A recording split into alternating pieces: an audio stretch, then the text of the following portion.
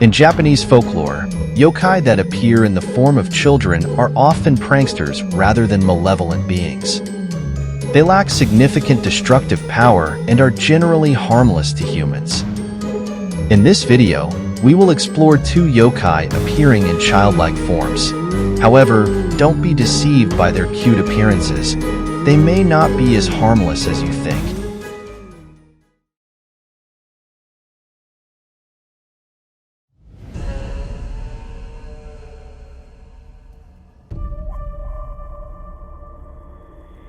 Tofu Kozo is a yokai of Japan that appears in the form of a child carrying a tray of tofu.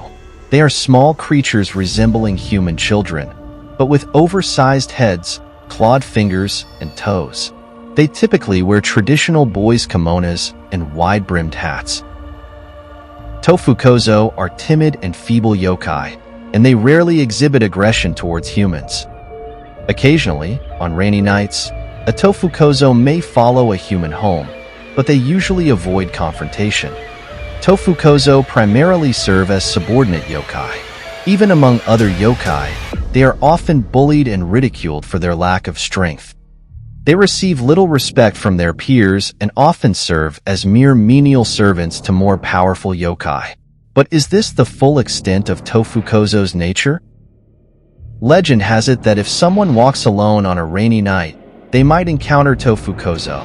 Contrary to popular belief, Tofu Kozo isn't necessarily shy.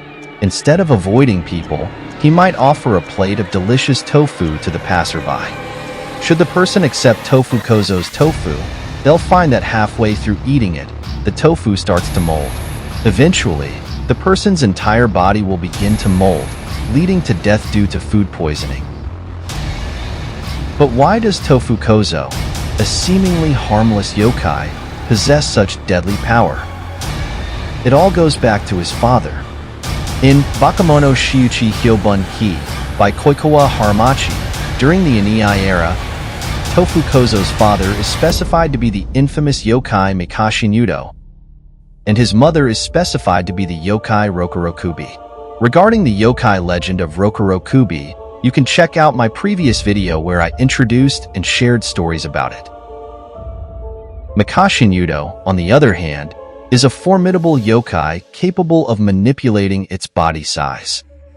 Moreover, it's known for its extreme cruelty, as it would hover above and bite off the heads of passers-by.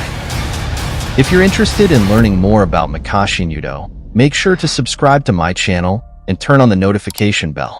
This way, you won't miss any future updates about Mikashi Nudo. Thank you. With such powerful yokai parents, Tofu Kozo might not be as harmless as he appears.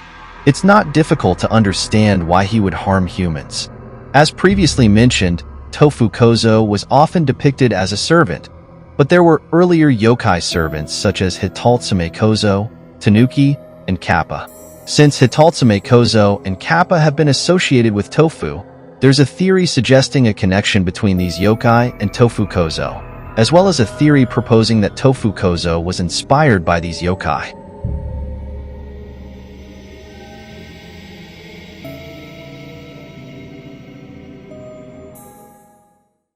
Hitotsume Kozo is a well-known yokai across Japan, characterized by its childlike appearance and mischievous nature.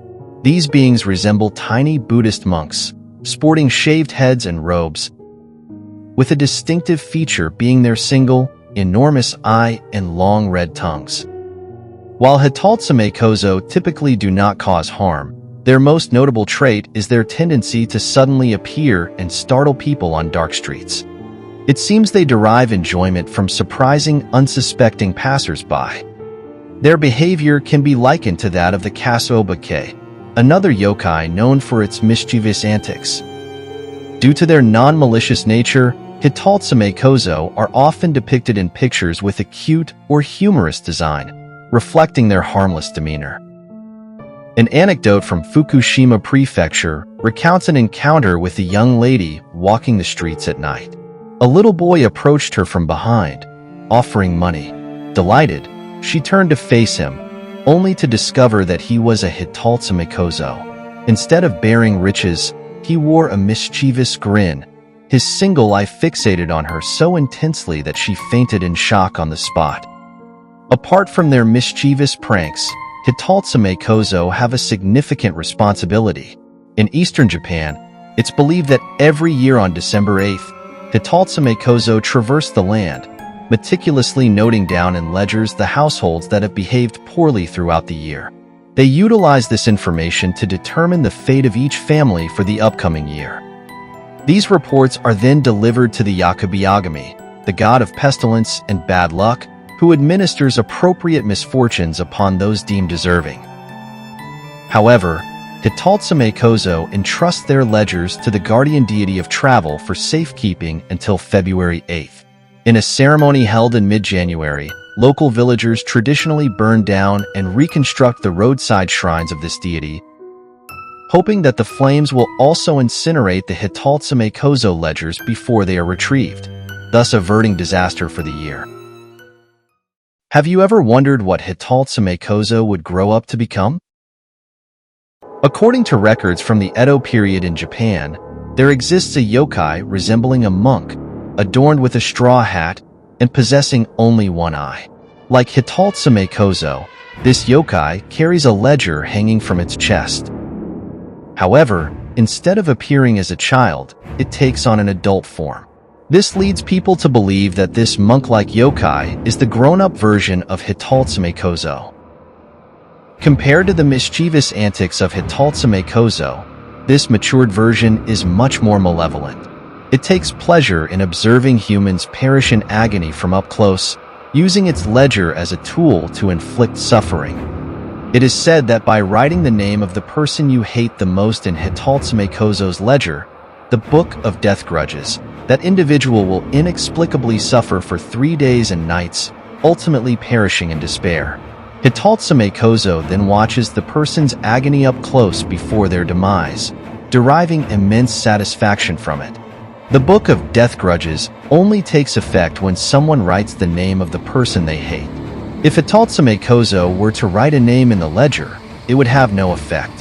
However, since people typically don't harbor so much hatred towards each other, Hitotsume Kozo resorts to manipulation and deceit to incite animosity in individuals towards others. The ultimate goal is to induce unwarranted hatred towards someone, prompting them to write that person's name in the Book of Death Grudges. This serves Hitotsume Kozo's purpose of observing others' suffering, making it a scammer of the yokai realms.